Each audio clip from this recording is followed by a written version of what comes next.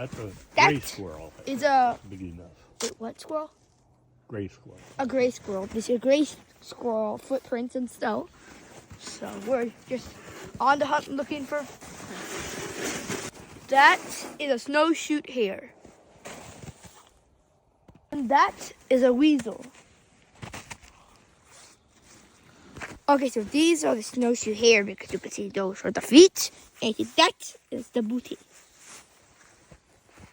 And the trail goes on.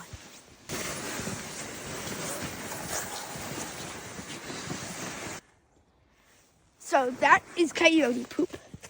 You could tell because they ate some type of animal. Oh, but look, it probably went inside here. I think it's a mole. This is a mouse because you could see its tail dragging all the way there.